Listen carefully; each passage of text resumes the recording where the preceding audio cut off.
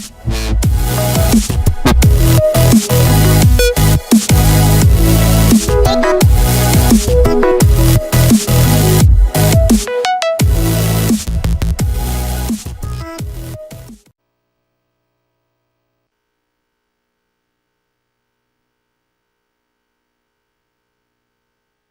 are the DaytonaUSA manual.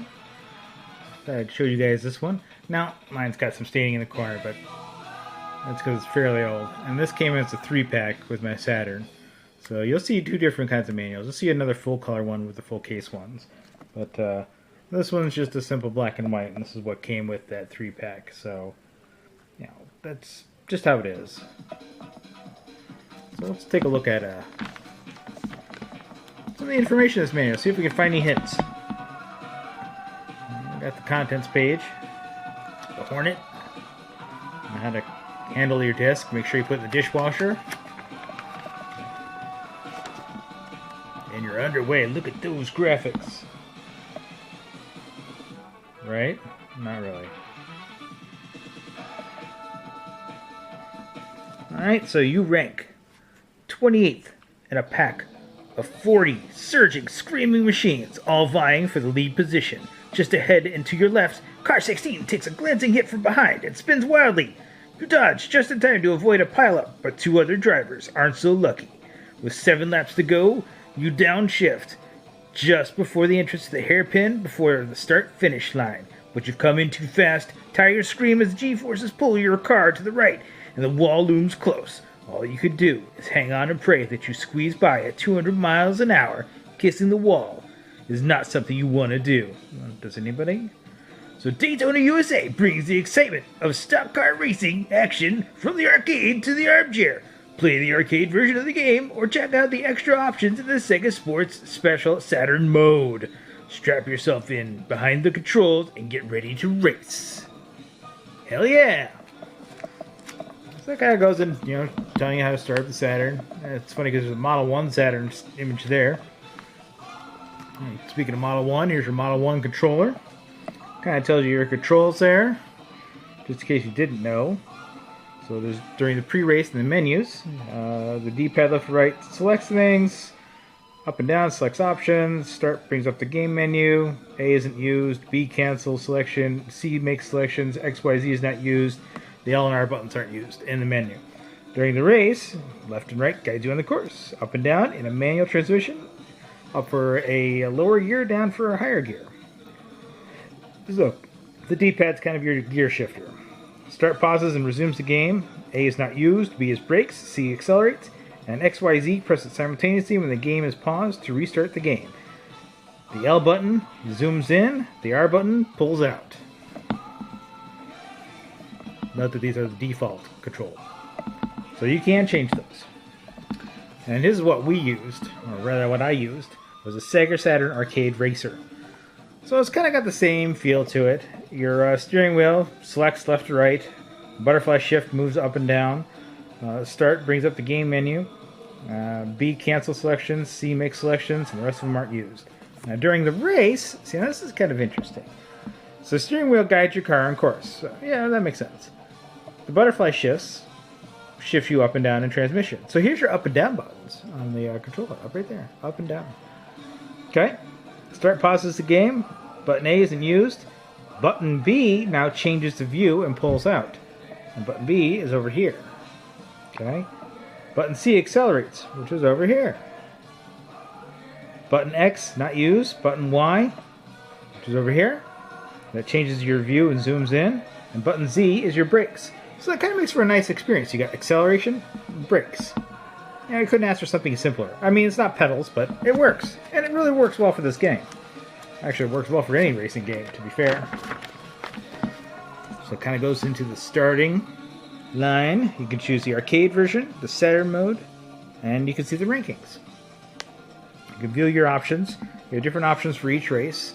Like, for beginner, you can have 8 laps, 20, and 80 laps for normal Grand Prix and endurance. I can't even imagine 80 laps. And that goes all the way to the expert. You know, difficulty, you can select a difficulty on the level. The harder the game, the fewer seconds you get to complete in the arcade mode. So you can't adjust the time in the arcade mode. Okay. And you can choose your enemy level between very easy, easy, normal, hard, and very hard. There's a sound mode, which allows you to test sounds. And then there's a music test and sound test there. And then the key assignment. So this is where you can change your controller configuration. You can make it customizable. That's all kind of describing how to make it customizable. So then here's your dashboard view, which you see inside the vehicle, what each thing represents. Your lap timer, or your current lap total. Your lap record, which shows how well you did on your laps.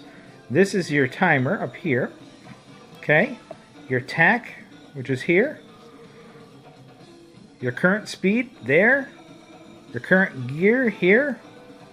Your position in the race over here. Your condition of your car, which is funny because there's a bunch of cars around you here, but you're this little dot in the middle. And then the course layout here. Okay? This kind of briefly describes the arcade mode. So it's you against your rivals. And you kind of go against the clock as well. So that's the thought. So you work mostly against the clock than anything else. You're not really here to do much else. Of course, passing rivals does help you increase your clock time, because obviously it makes you go faster. And then there's the finish line at the bottom, how well you do at the end of each section or race. In the Saturn mode, you eliminate the countdown timer, and it gives you a wider selection of cars. You actually have 4 cars you can choose from in the Saturn mode, whereas in the regular Daytona arcade mode, you only have 2. You also get mirror mode, which is the same tracks, but they're flipped.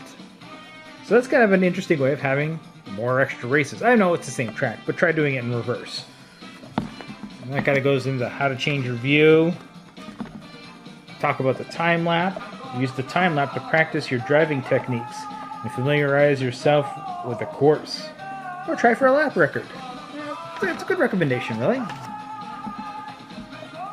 So here's your time lap information. It goes to the same things that you were looking at on the other page, really. And here's the hotline to call. But if you need it in French, call this one. Okay? Don't forget. French, call here. So it kind of goes through course descriptions over here.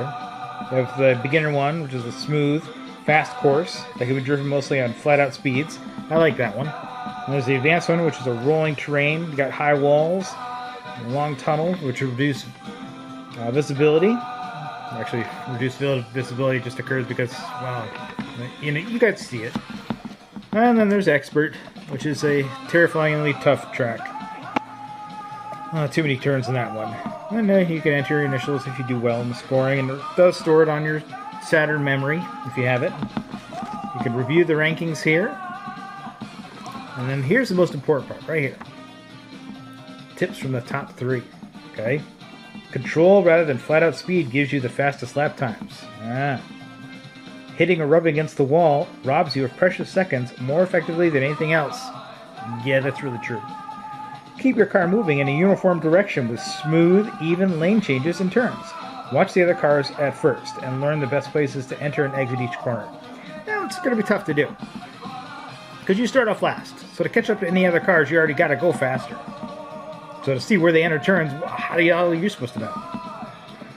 You can take advantage of the time lap mode to familiarize yourself with each aspect of a course. Now that's a good hint right there, yeah? And the last one is keep a light touch on the D-pad. Unnecessary swerving costs valuable time, and if you're using a manual transmission, you increase your chances of shifting into the wrong gear by accidentally pressing the D-pad up or down. Okay? And there's the credits. I'll tell you what, people. There's some good hints in this book. But some of the more important ones have to do with how the physics are in this game. Okay? They actually did think of some of the physics for driving a car. If you decide to use a manual car and you shift while you're in mid-turn, you're going to spin out. In fact, you see me do that as I play the game. That's exactly how it is. So that's the physics they used for this version of DaytonaUSA. So just be prepared, okay? Take things slower, and I seriously recommend using a wheel. I mean, that's okay, but you really want the wheel. Trust me on that. Driving experience is much easier, and you'll find it work much better. Okay? So, those are what I got for hints and tricks. Thanks for reading along with me and listening to some awesome Daytona music.